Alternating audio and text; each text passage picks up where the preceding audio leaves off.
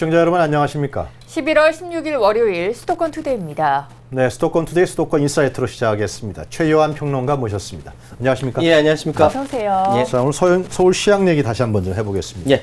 박현정 전 대표죠. 상당히 감독하고도 문제가 생기고 그러다가 이제 성추행 의혹으로 불명예 퇴진했는데요. 예.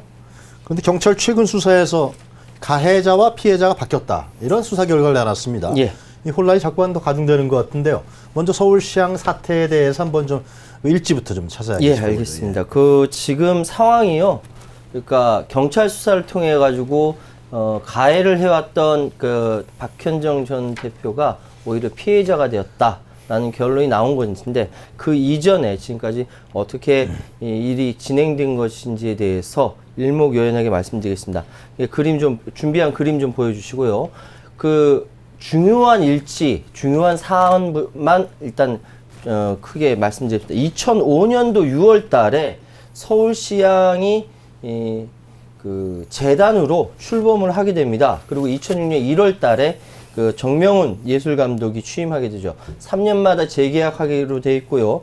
연봉과 지위는 5% 인상한다라고 이야기가 됐습니다. 그리고 나서 지금 문제가 되는 2013년 2월에 박현정 대표이사가 취임합니다. 박현정 대표이사는 삼성그룹 출신으로서 전문 경영인 수업을 거기서 받아왔고 이쪽 예술 쪽에 있어서 전문 경영인으로서 누구보다 대한민국에서 가장 인정받는 사람 중에 한 사람이었습니다. 그리고 2013년 8월과 2014년 10월 14일 요 사이가 중요한데요. 왜냐하면은 2013년 8월부터 2014년 10월 14일까지 이 사이에 본격적으로 박현정 대표와 정명훈 지휘자 예술감독 사이에 갈등이 불거졌기 때문입니다.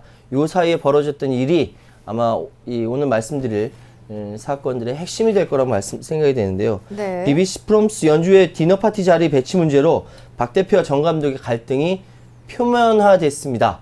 예, 표면화됐죠. 네. 문제가 여기서부터 불거진 것이고요. 그 다음 2014년 10월 14일 날 정명훈 감독은 박원순 서울시장에게 박 대표에 대한 직원들의 탄원서를 전달합니다. 박 시장은 사실관계 조사 등의 지시를 하지요. 이 부분은요, 좀 더 나중에 말씀드릴 기회 있으면 더 말씀드리겠지만, 정 감독이 직원들에 대한 탄원의 이야기, 내지 탄원서를 받아서 전달한 것입니다. 근데 이 과정에 중립자적인 입장에 있다라는 정명훈 감독이 사실은 그렇지 않다라는 것이 나중에 드러나게 되고요. 좀 이따 말씀드리겠습니다. 네. 2014년 12월 2일 시향 직원들이 박 대표의 막말과 성희롱, 인사 전횡 등을 이유로 들어서 공개적으로 퇴진을 요구하고요. 그해 12월 4일 박 대표는 예산안 관련된 시위에 찾은 자리에서 이것은 음해다.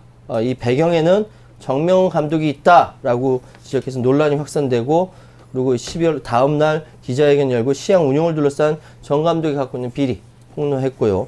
결국은 2014년 12월 14일 감사원이 조사 종료를 밝히면서 회계자를 집중 조사했지만 어쨌든 박 대표의 인권 침해 의혹은 서울시 인권 담당관실에서 조사를 했고요. 이 상황까지 올 때에서 일단 박 대표에 대한 성추행을 빼고 성희롱, 막말에 대해서는 서울시 인권위 조사관이 사실로 인정을 했습니다. 이후 경찰이 이 상황에 대해서 조사를 진행했고 그것이 이번에 와서 뒤집힌 겁니다. 그렇군요. 그러니까 문제는 이번에 내놓은 경찰 수사 결과 아니겠습니까? 예.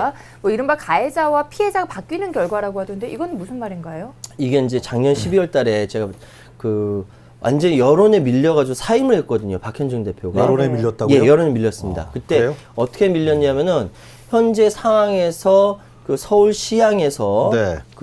대표가 네. 예술 감독인 정명훈 감독과의 갈등을 벌였는데 직원들이 거기서 폭로한 셈이거든요. 성희롱했다, 성추행했다, 막말했다. 네. 이런 상황에서 여론에 밀려서 사실 사퇴를 하게 된 겁니다. 여론이 형성된 거죠? 형성된 거죠. 예. 형성돼서 사퇴를 하게 된 거죠. 네. 사실은 폭언과 인사전횡이 있었던 것은 사실로 밝혀졌습니다. 사람 한 사람 놔두고 두세 시간씩 잔소리 했다니까. 이건 폭언 아니면 뭐라고 표현하겠습니까? 네. 2013년 9월 서울시향과 예술의 전당 직원들 회식 자리에서 박 전 대표가 자신을 막 더듬으며 성추행했다는 투서를 광모 씨가 작성해서 다른 직원 9명과 함께 박 전 대표를 경찰에 고소하게 됩니다. 아, 네. 10달간의 수사를 벌인 경찰은 성추행에 대해서 그렇지 않다. 정반대 결론을 내는데, 즉 말씀드리면은 고소를 한 투서를 작성해서 고소를 한 광모 씨가 오히려 음해를 하게 된 것이고 박현정 대표는 성추행하지 않은 것으로 그렇게 거짓말했다면서 구속영장을 신청한 것이고요. 익명의 호소문을 작성한 나머지 9명 포함해서도 이거는 잘못 거짓으로 이게 한 것이다 해서 입건을 하게 됐습니다. 왜냐하면은 이 곽 씨와 나머지 10명뿐만 아니라 다른 회식에 참여했던 사람들이라든지 퇴직한 직원들까지 경찰이 다 만나서 같이 조사를 했는데요. 그래요? 사실이 아닌 걸로 드러났죠. 그래서 곽 씨 피해의 일관된 진술의 일관성이 없어서 거짓말인 걸로 결론냈고요. 그리고 어쨌든 지금 상황에 서울시향에 대한 3차례 압수수색을 통해서 곽 씨 투서 및 고소 과정에서 정명훈 서울시향 감독, 예술감독의 비서 백모 씨가 연루된 정황이 있습니다. 즉, 이 상황은 더 살펴봐야겠지만 정명훈 감독도 연루될 수 있었다라는 것이고요. 그래서 일단 백 씨를 지금 출국 금지를 한 상태입니다. 그래 박현정 전 대표는 배후에 정명훈 감독이 있다. 서울시와의 재계약에 자신이 걸림돌이 되자 정 감독이 직원들을 동원했다라고 주장하고 있는 것이고 서울시향의 방만한 경영에 대해서 박현정 대표가 계속적으로 문제를 제기하다 보니까 그 이전에 무난하게 일이 진행됐던 정명훈 감독 입장에서는 껄끄러웠다는 것이죠.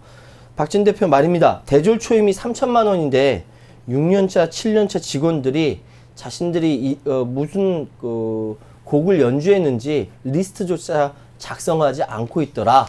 이렇게 비판을 한 것입니다. 그렇군요. 그러니까 정리를 하면은 박현정 전 대표가 예. 광목 씨라는 사람이 옆에 앉아 있길래 성추행의 그런 의혹을 받을 만한 행동을 했는데 그런 사실이 없다. 예. 경찰에서 그러고요. 예. 그럼 같이 고발한 9명의 그 서울시향 직원들도 예. 전혀 없는 사실을 같이 했다는 거예요? 그렇죠. 그 사람들 왜 그런 거예요? 같이 공모를 한 거라고 볼 수 있죠. 공모를 했다고? 예. 지금 광모 씨가 네. 이렇게 이게 경찰 발표죠. 예, 이건. 경찰 발표입니다. 수사상에 떠오르게 된 것은 조사를 해보니까 실제로 그런 것이 없었다. 그런데 나머지 직원들이 왜 이렇게 했느냐? 이거는 광모 씨와 이 나머지 직원 9명이 같이 공모를 해서 박현정 대표에 대해서 음해를 한 것이고 그 배경에 연루가 된 것이 정명훈 감독의 비서 백모 씨가 하여튼 같이 연루가 돼 있다는 경찰 것이죠. 측 발표고요. 경찰 측 발표입니다. 당시에 그 상황을 우리가 좀 다시 기억해 보면은 이 서울시향에 있는 그 연주하는 분들이 대다수가 예. 이 박현정 전 대표에 대한 불만이 아주 굉장했던 거로 제가 그 보도 뉴스 나온 걸로 기억하거든요. 예. 네. 그런 부분들과 이 9명이 이제 고발한 부분과 일치했던 것인데, 근데 경찰에서는 이거를 지금 음해라는 거죠. 예. 그 9명이. 근데 그 사람들이 뭐가 아쉬워서 음해를 한 거예요? 예, 그래서 제가 좀 말씀을 드릴게요. 네. 그때 좀 이제 짚어봐야 될 부분 서울시 같은데요. 시민인권보호관이 조사를 진행했습니다. 네. 그랬을 때 어떻게 얘기냐면 굉장히 뭐 성희롱이다, 막말이다 이런 이야기가 나왔거든요. 그래서 결국 서울시 시민인권보호관의 조사가 부실 조사가 아니냐 이런 이야기까지 나왔거든요. 근데 네.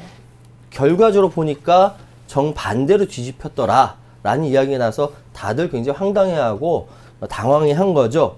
자, 하나하나 좀 따져보겠습니다. 박 전 대표의 막말과 성희롱 등을 공식적으로 처음 조사한 것은 서울시 인권보호관입니다.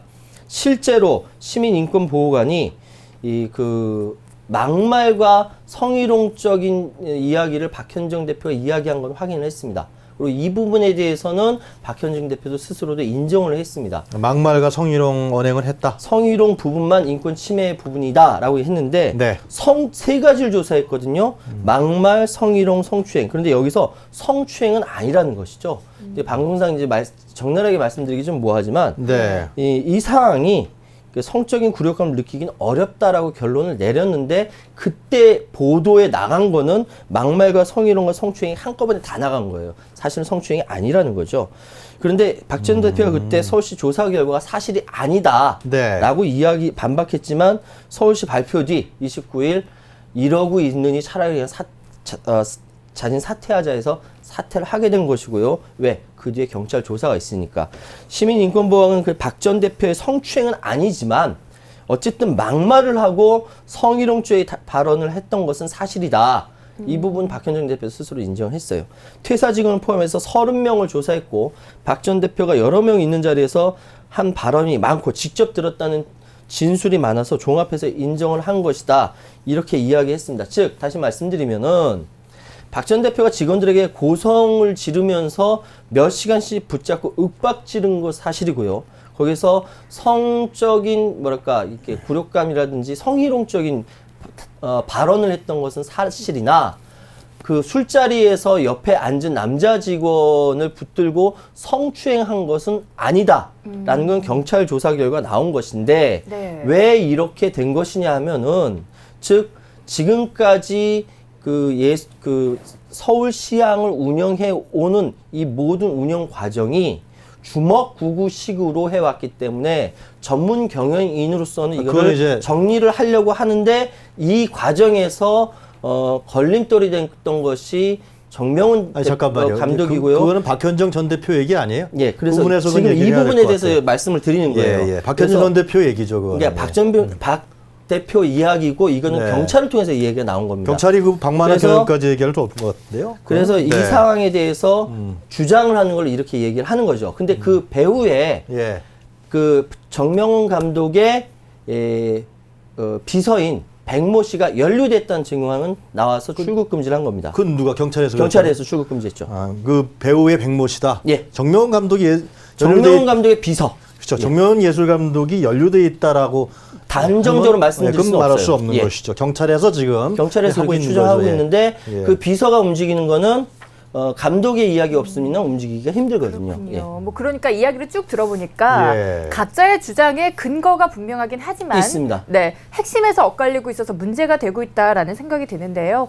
이런 가운데 서울시 의회가 서울시향의 행정사무감사를 거부를 해서 또 논란이 되고 있습니다. 예, 이거는 참 문제가 되는데요. 그 서울시 특별시위원회 문화체육관광위원회에서 12일로 예정됐던 서울시향에 대한 행정감사를 거부를 했습니다. 네. 왜 거부를 했냐면은 서울시가 지난해 정명훈 예술감독에 대한 재계약 시 부실한 조문을 수정해서 대안을 마련하라 계속 이야기를 했거든요. 네. 그럼에도 불구하고 1년이 다 된 지금 상황까지 그냥 재계약한다는 말만 있지 구체적인 조문이라든지 이런 것들에 대해서 표준 계약서 초안조차 제시하고 있지 않다. 그러니까 당연히 시의회 입장에서는 굉장히 화가 날 만하죠. 그러니까 그런데 현재 시향에 대한 경찰과 검찰의 수사가 종결되지 않은 점을 고려해서 국정감사 및 조사에 관한 법률이라든지 이런 지금 상황에서 행정사무감사를 하는 것이 적절치 않다라고 판단을 내렸다는 겁니다. 그런데 이제 이 와중에서 그 행정사무감사 이후 막말 논란, 퇴진, 예술감독 특혜 의혹 여러 가지 있으면서도 횡령이나 고발 여러 가지 사건들이 있습니다. 직원 자살 시도까지 있었고요. 그렇기 때문에 이 부분에 대해서 서울시의회에서도 고민을 많이 하면서 일단 이건 아니다라고 거부를 한 것이고요. 박 전 대표 징계 공고 등과 관련돼서 서울시 감사위원회 조사 담당, 그러니까 그때 조사했던 사람, 인권 담당자 여기에 대해서 출석 감사할 때 출석 요구를 한 상태입니다. 그래서 이것이 시의회에서도 또다시 문제가 되고 있습니다. 네. 아까 얘기를 제가 좀 다시 한번 정리해 보고 싶은데요. 예. 그 배우의 정명훈 예술 감독이 있다라는 경찰 측의 발표. 그것은 아니죠. 정명훈 예술 감독이 있다라는 게 아니라 정명훈 예술 감독의 비서관이 있다라는 경찰 측의 발표. 예. 그건 제 생각에는 그 성추행을 당했다고 하는 광모 씨와 예. 또 그 백모 씨 얘기, 예. 또 정명훈 예술 감독의 얘기도 같이 한번 얘기를 들어봐야 되지 않을까라는 생각이 들어요. 이 경찰 측 발표이기 때문에 그죠? 예, 그렇게 일단 정리를 좀 했으면 좋겠다고 생각이 들고요.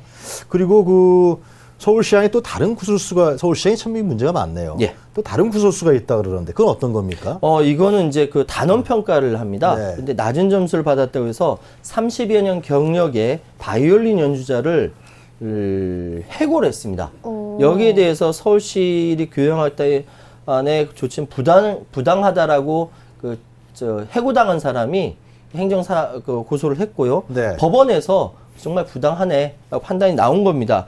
이게 뭐냐면요. 그러니까 그거죠. 규정에 따른 평가를 하지 않았다라는 것입니다. 그러니까 행정법원에서는 정명훈 감독이 단원들을 지휘 감독을 한 점, 그리고 두 번째 연주자들이 고용계약서를 쓰고 인사복무 규정을 따른 점, 세 번째 고정급을 받은 점과 네 번째 개인 연습 시간까지 합하면 근무 시간이 정규 근로자와 같다. 즉 이거는 노동자다. 예술 근로자, 예술 노동자라고 판단을 해준 것이고, 그런데 이 부분에 있어서 여러 차례 걸쳐가지고 이렇게 박현정 대표라든지 정명훈 예술감독이라든지 30여 년 동안 오랫동안 바이올리니스트지만 오디션을 봤다는 거죠. 오디션을 봤는데 이것이 그 기능상에 차지 않는다라고 해서 네. 해고를 한 겁니다. 그러니까 시향으로부터 부당 해고 당했다고 구제 신청을 한 것이고요. 그런데 이것을 중앙노동위원회에서 받아들인 거죠. 시향에서 근로자성을 인정해라. 이건 근로자다라고 해서 해고 개념이 아예 처음부터 성립하지 않는다라는 시향의 네. 의견과 달리 중앙노동위에서 이거는 근로자고 그렇기 때문에 이 부분에 대해서는 부당하기 때문에 시향에서 다시 받아들여라라고 결정을 한 부분에 대해서 말씀드립니다. 네. 정말 서울시향 내 여러 논란으로 뒤숭숭한 상황입니다. 이 와중에도 서울시향 여러 변화와 노력을 거듭을 하고 있습니다. 우선 정명훈 예술감독 소식인데요. 내년이죠. 여러 차례 서울시향의 정기 연주회를 또 지휘를 한다고 하네요. 그 2016년 시즌, 내년 시즌에도 서울시향은 지휘를 합니다. 그런데 이게 지휘자, 예술감독으로 지휘를 한 것이 아니라 네. 그냥 지휘하는 사람으로서 그러니까 계약해서 지휘를 하게 되는 것이고요. 네. 9차례 정기 연주회라든 사회공헌 프로그램 들어간다고 하고요. 그 대신 재계약은 아직까지 결정난 것이 없습니다. 그래서 서울시는 시향에 대한 내년도 예산을 올해부터 소폭 증액 편성한 상태고 2017년 광화문 그 뒤편에 네. 그 세종로 부근에 콘서트홀을 짓는다고 하거든요. 네. 이런 일까지 있는데 시향과 관련돼 있다 보니까 여러 가지 유동적인 상황이 많이 있는 겁니다. 어쨌든 계획은 올해 쇼핑 그 콩쿨대회에서 우승자인 조성진과 협연을 한다라고까지는 얘기 나왔는데 이 부분에 대해서 일각에서는 대한민국의 가장 커다란 문화 권력 정명훈에 대해서 재계약에 부당하다라는 입장을 표명하는 단체들이 굉장히 많다는 거 말씀드리겠습니다. 하여튼 서울시향 사태를 보면서 여러 가지 복잡한 문제들이 많은 것 같은데요. 네. 이거 어떻게 해결해야 됩니까? 참 힘들어요. 왜냐하면은 사실 그 서울시라는 1,000만 그 시민이 사는 그 거대 도시에 대표가 되는 그 시립교향악단이지 않습니까? 여긴 체계를 갖추고 뭐랄까 이렇게 그 경영적인 측면에서 굉장히 노력을 해야 되는 부분이 있고요. 그리고 사실 대한민국에서 서울시립교향악단만큼 수준이 높은 시립악단이 없다라고 얘기합니다. 전 잘 모르겠는데 전문가들 의견을 들으면 그렇습니다. 그렇다면 그만큼의 예술적인 차원에서의 성과를 올려야 되는 것이고, 그러니까 예술과 경영에 있어서 두 가지 부분이 서로 잘 매치가 돼야 되는데 이 부분에 있어서 참 만들어가기가 쉽지가 않다라는 것이죠. 지금 이야기는 본질적으로 이야기하면은 경영을 제대로 하려고 하는 박현정 전 대표와 예술에 대해서 그 이야기하고 있는 정명훈 예술감독 간의 알력과 다툼으로 해석이 됩니다. 실제로 그 지역 직원이라든지 관련자들의 이야기를 들으면 두 사람 사이에 알력과 다툼으로 이 일이 벌어졌다라고 이야기하는 사람들이 많고요. 어쨌든 이 문제는 뭐 여기 서울시향만의 문제는 아닙니다. 솔직히 말씀드리면은 예를 들어서 고양시에 있는 고양문화재단이나 거기에 있는 예술단체라든지 그런 부딪힘도 많고요. 이런 것들을 전체적으로 바라봤을 때 이거를 문화 전문가와 경영 전문가가 어떻게 바라보냐에 따라 다르겠지만은 그럼에도 불구하고 예술인과 경영인이 커다란 서울시의 시향을 운영해 나가는 데 있어서 서로 타협하고 서로 이렇게 올바른 방향으로 나가지 않으면 이 문제는 해결되지 않는다 이렇게 생각합니다. 그런데 그런 문제는 좀 있지 않겠습니까? 문화예술단체를 경영한다는 것은 뭐 비즈니스 하는 것도 아니고요. 삼성에서 있다 그래서 문화예술단체를 잘 경영할 것이다. 뭐 그런 검증을 있는 것도 아니잖아요. 그런 측면에서 봤을 때는 좀 문화예술단체에 대한 경영에 대한 문제하고 예. 일반 비즈니스 경영 문제는 분리해서 판단해서 그런 경영자를 임명했어야 되는 거 아니냐. 뭐 그런 비판도 있지 않습니까? 그래서 사실은 그 박현정 대표가요 문화예술단체를 계속적으로 그 어떤 걸 했었어요? 삼성그룹에서 삼성문화재단에서 일을 했던 사람이고요. 그렇기 때문에 영입을 한 거거든요. 그리고 사실 그 서울시립 그 교향악단에 들어올 때 네. 추천을 이제 그 정명훈 감독으로부터 추천받고 들어온 겁니다. 그렇기 때문에 이 부분에 대해서 원활하게 잘 될 걸로 알았는데 그리고 되지 않은 부분에 대해서는 네. 다들 좀 당황하고 있는 상황이죠. 그래요? 예. 그렇군요. 참 예술과 경영의 융합이 참 쉽지는 않은 일이구나라는 생각이 드네요. 오늘은 여기까지 듣겠습니다. 최요한 시사평론가와 함께했습니다. 오늘 도움 말씀 고맙습니다. 감사합니다. 네.